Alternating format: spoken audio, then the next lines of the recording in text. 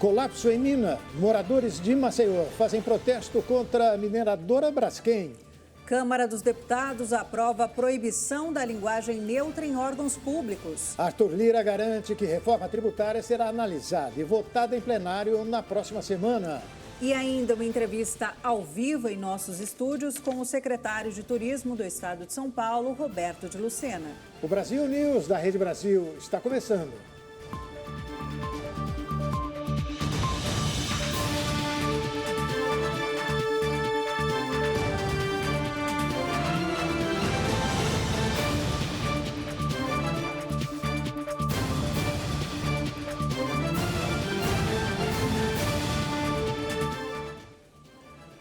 Moradores dos bairros afetados pela mina da Braskem protestaram em Maceió na manhã desta quarta-feira.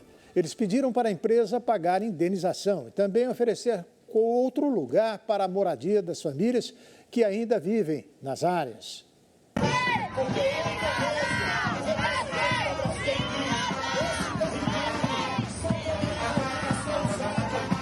O protesto foi realizado na Avenida Fernandes Lima, uma das principais vias da capital alagoana. Os manifestantes carregaram cartazes com críticas à Braskem e seguiram até o Palácio do Governo de Alagoas, na área central da cidade.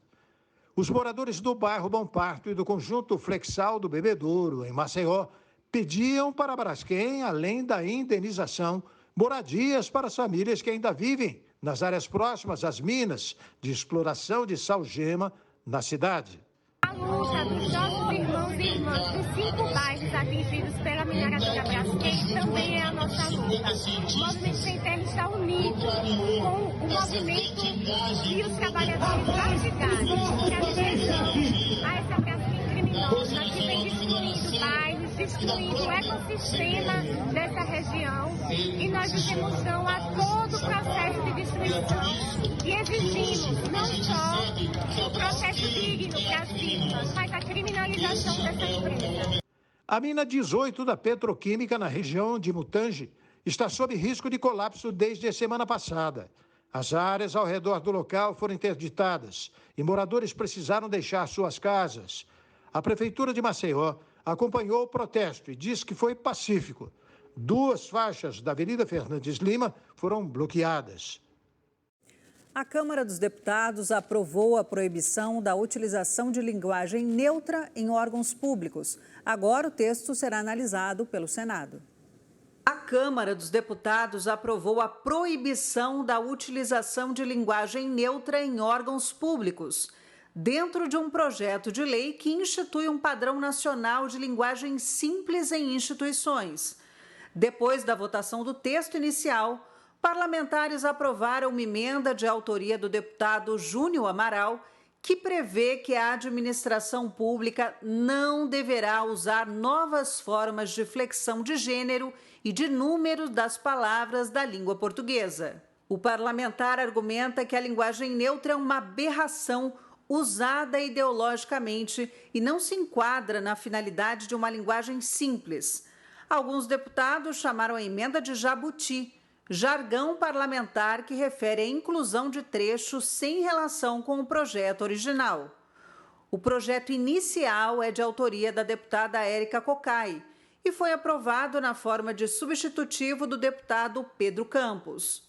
A proposta prevê que a administração pública deverá usar linguagem respeitosa, amigável, clara e de fácil compreensão, sem termos discriminatórios.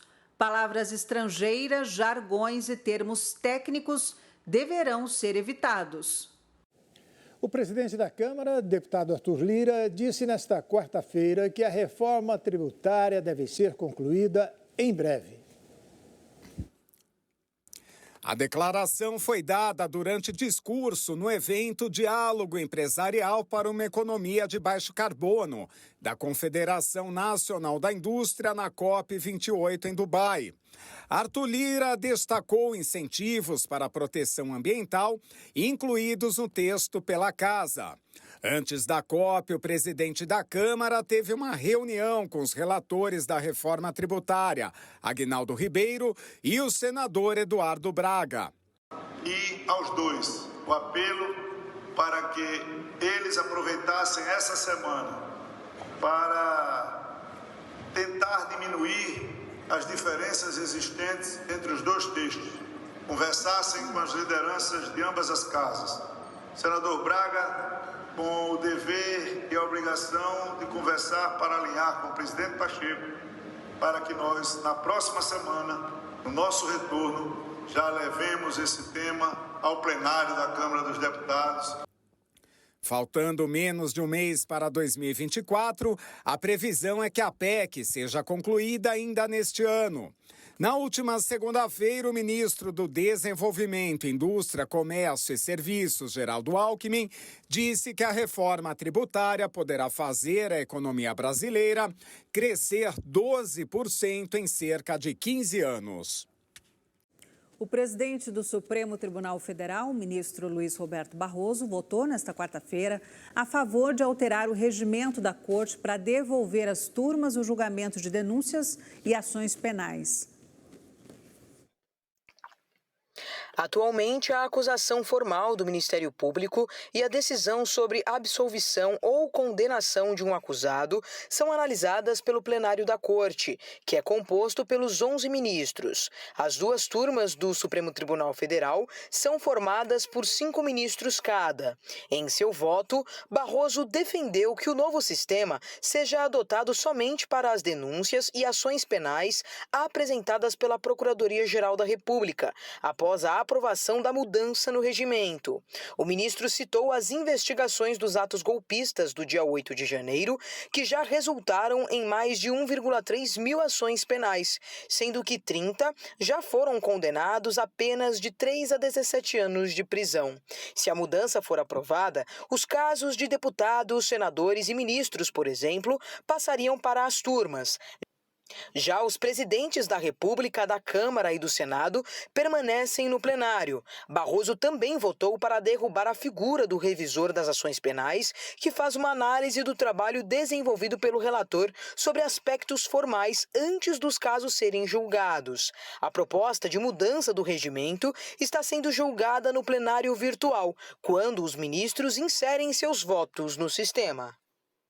E a seguir, cresce preocupação dos brasileiros com a violência. A Agência das Nações Unidas diz que Gaza hoje é um dos lugares mais perigosos do mundo. O Brasil News vai para um rápido intervalo. Nós voltamos já já. Fique com a gente.